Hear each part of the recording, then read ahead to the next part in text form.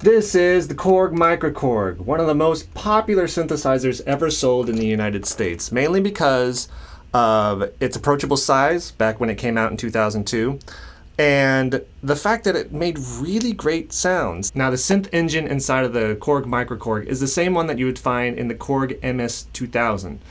And the Korg MS-2000 is a beast of a synthesizer. It was very large. It's a digital synthesizer just like this one, and it has a lot of knob-to-function capabilities. This one, they had to scale down quite a bit. You can see that there's a parameter matrix here that kind of cuts down on a lot of the knobs to function. The sounds that came with it were very popular back when it came out in 2002. The presets were techno, house, electronica, drum and break, hip-hop, retro, stuff like that. One of the main things that appealed to me was the fact that it came with a vocoder, and vocoders were hard to come by, especially back then. And it had a little microphone that came with it, which is more like a bendy straw type of microphone. It was long and white and had a very small microphone at the tip. It has a line in the back where you can put your own dynamic microphone in. That's what I do. And you can kind of see mine is a little worn torn. It has different knobs up here, and I lost the mic, and I have different sides on it because the ones that were here before were trashed. And this is a very popular synthesizer still, so getting new sides was actually pretty easy to find. It's got a really good build quality. The top part is metal, this part is plastic. The wheels are very sturdy. The knobs are very sturdy. Good feel, good clickable feel to them. It's very approachable in the way that it's set up for when you're playing. It's really made for playing live. To be able to switch between presets or any kind of user settings that you have, just pushing these buttons makes it very fast, very easy. If you want to go to a different one, just move the wheel, go to that one. It takes a lot of memory to know where you put your presets. You have to remember where it is in your preset dial. It's just a simple LCD. It doesn't really give you a whole lot of information. And even the original version had real wood sides on it. Like I said, the ones I had were trashed, and I just put these ones on there. And the sounds that it came with were very solid, especially the bass sounds on it. It was very solid. Now this one in particular, I took off all the user presets and I put in different presets because I've had this for a while and I just wanted something different. There's a lot of musicians out there who make presets for this that you can purchase, or they even give them for free. Sometimes you can go on YouTube and find people who have made their own presets. Mine is sort of a mixture.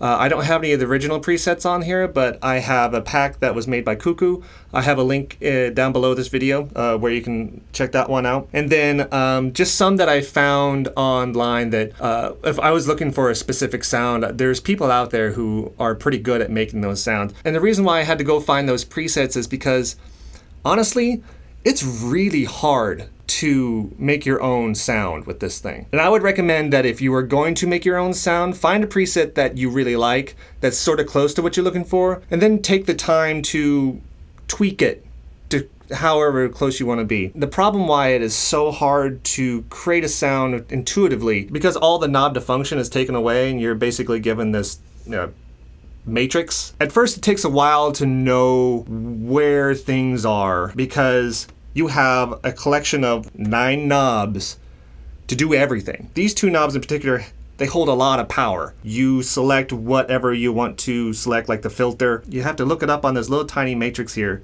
and make sense of where things go with each one of these knobs. It's a damn headache. What I did was I just looked up what other people have made and copied it and tweaked it a little bit. And so I have all new sounds on this. I'm a little more particular to classic vintage synthesizer sounds, especially one that I was able to find that's very similar to the sound, like the synthesizer sounds found in Blade Runner. I think it's this one.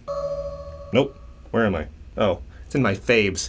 You see, I actually had to make my own little stickers here to know where I put everything at. So I have my faves, 8-bit, vocoder, stuff like that.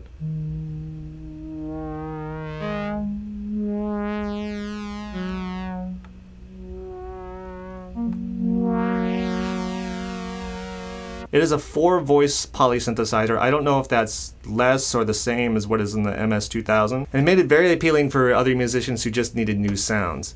A little background on me, I was just a singer-songwriter back in the day when this first came out. And I purchased one in 2004 with a little bit of Christmas money because I was just looking for something new. If I was looking for a new instrument, I'd probably use that money on a new guitar or something. But when this came out, I bought it, and a whole new world of opportunities came with it. I started making a different type of music. I made an entire album using only the sounds that were basically presets, maybe a little bit of tweaking, a guitar, and a drum machine that was called the Hammerhead drum machine. It was a free drum machine that you could download back in the day. It was on Windows only. I'm still proud of the album today. You can find it in the link below. You can listen to it on Spotify. Because of this synthesizer, I have way too many synthesizers in my house now. And so thank you, Microkorg, for starting this wonderful journey down the weird world of synthesizers. So this is sort of a gateway drug. And once you start playing with this synthesizer, knowing its shortcomings and its advantages, you start branching out from there. Back in 2002 when this came out, this was called the Microkorg because it's one of the smaller synthesizers that they've ever made.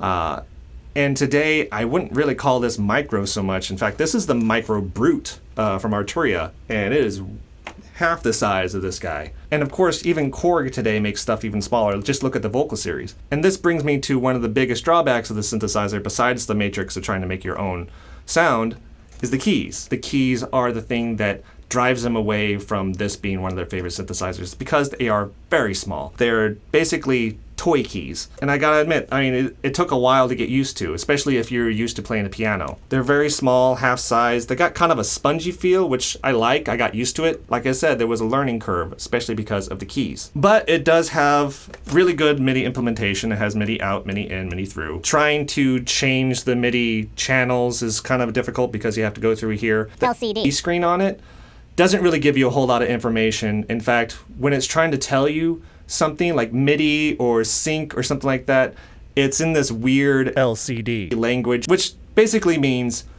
read the manual. So this is about the time when I usually pick up the instrument and start making a song with it. However, I made an entire album with this instrument. If you want to check that out, it's in the link below. It's called These Walls Together. It's under the name Locksaw, which is like my performing name. And that is the Korg Microkorg. Thank you so much for watching this, and I'll see you at the next video.